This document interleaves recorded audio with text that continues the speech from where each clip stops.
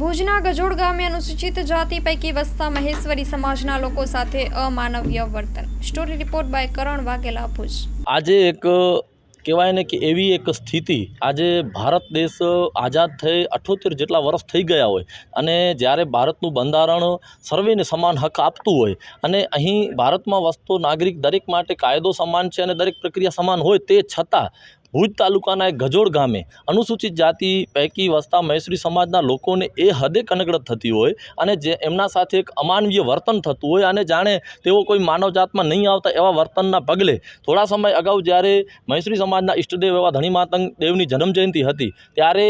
મહેશ્વરી સમાજની પાછળ આવેલ એક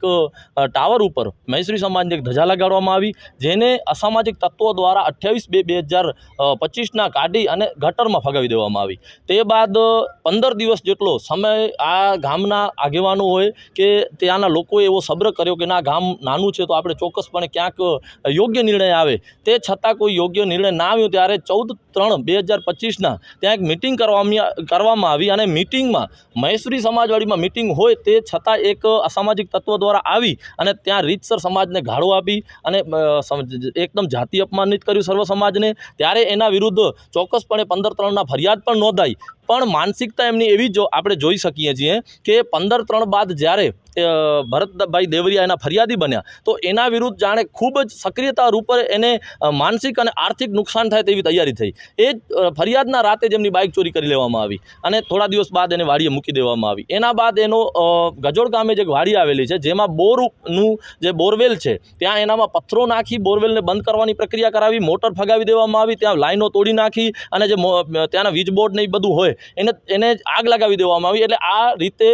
ભરતભાઈ દેવરિયા અને તેના પરિવારને અંદાજિત 8 થી 10 લાખ રૂપિયાનો ખર્ચ થાય એવો મોટો આર્થિક નુકસાન કરવામાં આવ્યો અને હવે એ ભય પણ ઊભો થાય છે કે જો આટલી હદે એમની માનસિકતાહીન હોય અને એક અનુસૂચિત જાતિ સમાજના લોકોને આવી રીતના જો કનકડત કરતા હોય તો આગામી સમયમાં ભરત દેવરિયા હોય કે ગજોડ મહેશ્વરી સમાજના કોઈ પણ અનુસૂચિત જાતિ સમાજના યુવાનો કે કોઈને પણ નુકસાન થઈ શકે છે, જાનહાનિ થઈ શકે છે, હુમલો થઈ શકે અથવા એમના પર આર્થિક નુકસાન થઈ શકે એવો ભય ચોક્કસપણે દેખાઈ આવે છે। માટે આજરોજ એસપી કચેરીએ આ મુદ્દે દરેક પ્રશ્નને લઈ અને ભરતભાઈ દેવરિયા ફરિયાદી સાથે ગજોડ ગામના યુવાનો સાથે અમારા મહેશ્વરી સમાજના તાલુકાના પ્રમુખો તેમજ ગુજરાત પ્રદેશના પણ પ્રમુખ સાથે અન્ય અમારા જાગૃત આગેવાનો મળી અને આજે અમે એસપી સાહેબને એ જ રજૂઆત કરી છે કે સાહેબ, જો આજે આ સમય ઉપર પણ જો આવી કનકડત અને આવી કિન્નાખોરી થતી હોય તો કદાપી ચલાવી લેવામાં આવશે નહીં।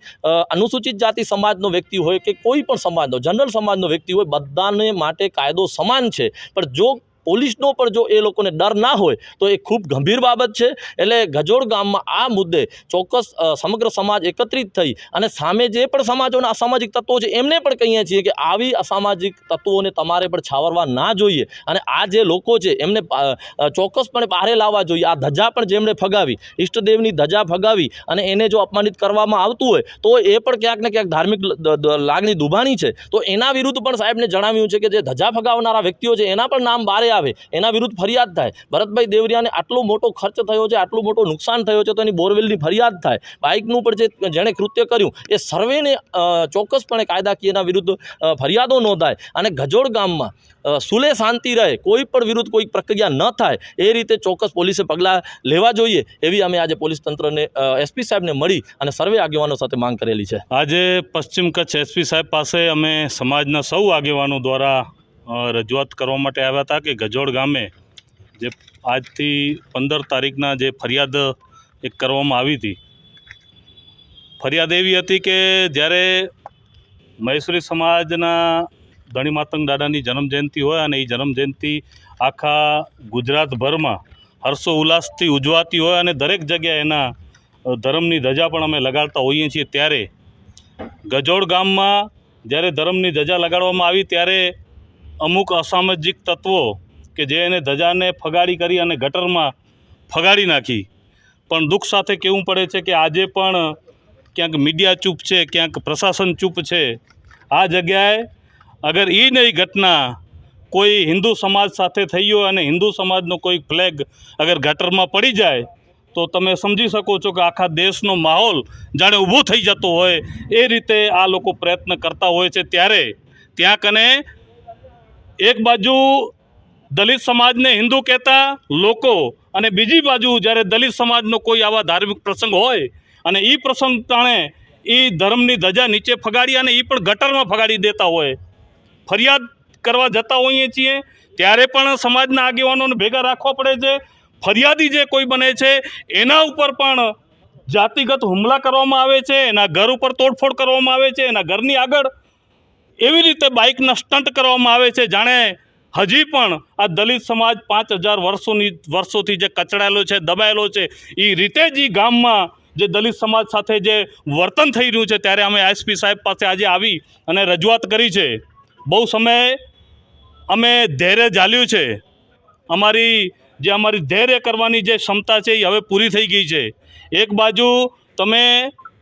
દલિત સમાજને હિન્દુ કહો છો અને બીજી બાજુ દલિત સમાજના ધાર્મિક પ્રોગ્રામ હોય તો એની ધર્મની ધજાઓ તમે નીચે ફગાડી નાખતા હોય. અગર એ જગ્યાએ કોઈક મુસ્લિમ સમાજે આવું કૃત્ય કર્યું હોત તો આખો કચ્છ આની વિરોધમાં ઊભો રહી જાત. પણ દુઃખ સાથે કહેવું પડે છે કે તમે અમને હિન્દુ તો કહો છો પણ હિન્દુ માત્ર ને માત્ર વોટની રાજનીતિ માટે જ કરવા માટે આવે છે. ત્યારે હું પશ્ચિમ કચ્છ એસપી સાહેબને, માનુકા પોલીસ સ્ટેશન અને સમગ્ર વહીવટીતંત્રને હું ચેતવણીપૂર્વક કહેવા માગું છું કે જે લુખ્ખા તત્વો છે, તમે લુખ્ખા તત્વો કોઈ એક જાતિ ધર્મના વ્યક્તિને ન કરતા જાઓ. આ જે લુખ્ખા તત્વો અને જે ધર્મની ધજા નીચે ફગાડી છે એની સામે જે લોકો હોય એની સામે તાત્કાલિક પગલાં લેવામાં આવે અને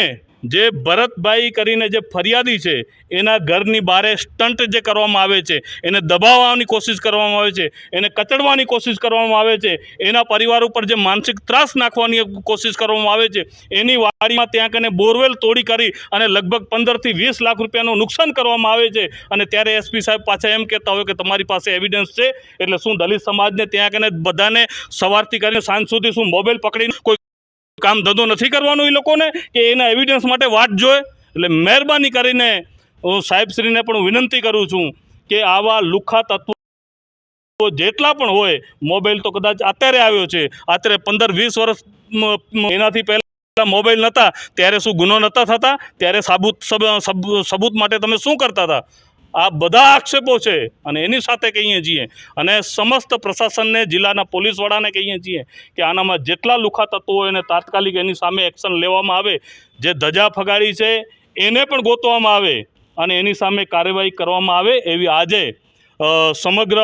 અનુસૂચિત જાતિ સમાજના આગેવાનો દ્વારા અમે અહીંયા માટે રજૂઆત કરવા માટે આવ્યા હતા. અને એની સાથે સાથે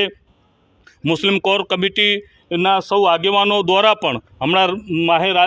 પવિત્ર રમજાન મહિનો ચાલુ છે અને એ રમજાન મહિનામાં પણ જે રાતના ક્યાંક ને ક્યાંક લારી ગલ્લા હોય કે જે ખાણીપીણાની વસ્તુ હોય છે એની જે બંધ કરવામાં આવે છે, તો એની માટે પણ મુસ્લિમ કોર કમિટીના સમાજ આગેવાનો પણ સૌ સાથે રહી કરીને, કારણ કે હવે લગભગ 7 થી 8 રોજા બાકી છે, ત્યારે એ સમયે સમગ્ર મુસ્લિમ સમાજ માટે 20 રોજા પછી ઇબાદતના દિવસો હોય છે કે આખી રાત એ ઇબાદત કરતા હોય છે. ત્યારે પોલીસ પણ માનવતા દાખવી, માનવી અભિગમ દાખવી કરીને ક્યાંક ને ક્યાંક આના માટે પણ થોડુંક પેલું કરી અને એ લોકોને પણ રાહત આપવામાં આવે એવી આજે એસપી સાહેબ પાસે, જિલ્લા પ્રશાસન પાસે અમે રજૂઆત કરવા માટે આવ્યા હતા.